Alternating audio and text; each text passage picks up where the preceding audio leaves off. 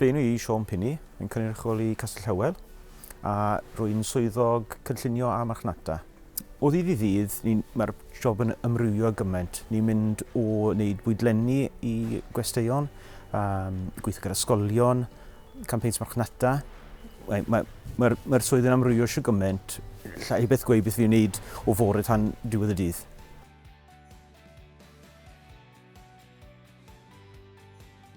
Mae hoff beth I am y swydd yw'r ffaith bod e'n newid bob dydd. Does dim yr un diwrnod gwmws yr un peth.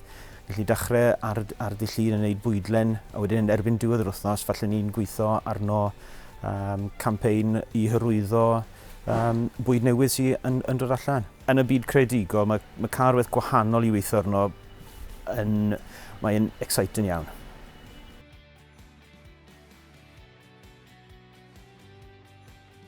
Fi'n reiddiol o Sir Gyfyrddin, wedi mynd I prifysgol lan y Casnewydd, a wedi gweithio dros Gymru gyfan, a wedi dod nôl ar ôl sawl blwyddyn. Mae yna rhywbeth amdano Sir Gyfyrddin, mae'r balans o busnes a phleser yn ffantastig. Chi ddim yn rhy bell o fod ar y traeth, yn arben mynydd, mae jyst yn arbennig.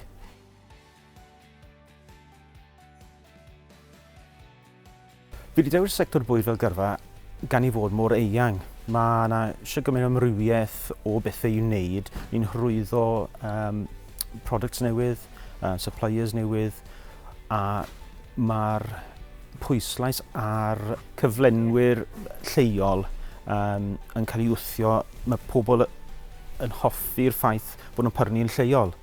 A mae'n gallu helpu'r cyflenwyr bach I cyrraedd y nod sydd angen I werthu i'r cyhoedd yn rhywbeth diddorol I fi.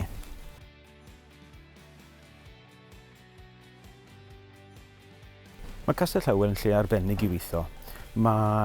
Dwi dim ond wedi bod yn gweithio mewn 5 mis, ond mae'r teimlad o fod yn rhan o deulu yn arbennig. Fi wedi gweithio'n sawl lle dros y blynyddoedd, ond ar y diwrnod cyntaf ni'n teimlo fel bod fi'n rhan o rhywbeth mwy pwysig, fwy o faint na just y swydd rydw i'n wneud.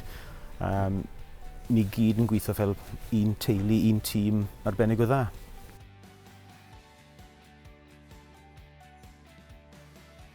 Os mae yna potensial I datblygu gyrfa o fewn y cwmni, os mae llawer o'r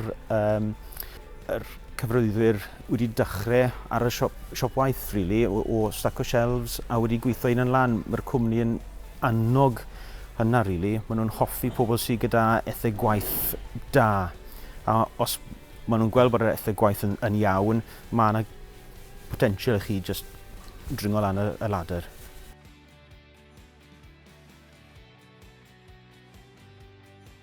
Peth mwyaf cyffrous I finne yw bod y sector bwyd yn newid môr gyflym. Ni'n mynd o fod yn buy local I mae styles gwahanol o fwyd yn dod mewn bob blwyddyn, bob tymor hyd yn oed. A mae popeth yn newid yn really gyflym. So os chi'n hoffi'r y fath o beth yna fel y dwi yn, mae jyst yn cadw chi ar flaen eich gêm trwy'r amser.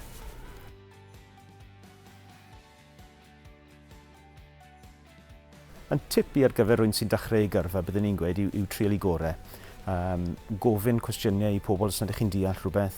Bydde pobl yn mwy na digon I ateb y cwestiwn. Maen nhw'n gwybod beth maen nhw'n wneud. Maen nhw'n mai helpu, really. A byddwn ni'n jyst yn gweud y peth fwyaf pwysig yw'r yr etheg gwaith.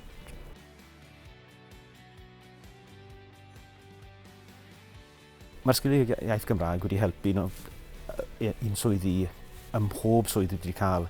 Mae'r ffaith bod fi wedi bod yn gallu siarad Cymraeg a yn siarad Cymraeg yn naturiol gyda pobl wedi bod yn extra bonus I pob cyfweliad wedi bod yno.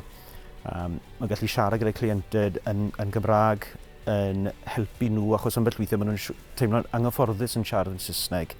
Yn enwedig yn y byd busnes. So mae'n gallu siarad yn naturiol yn Gymraeg gyda pobl wedi helpu lot.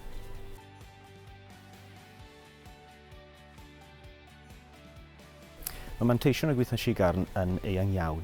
Mae'r bywyd rhwng gwaith a phleser yn ffantastig. Chi'n gallu mynd bod yn gwaith a wedyn o fewn hanner awr chi ar y traeth neu chi lan ben mynydd. Mae'r work-life balance yn arbennig.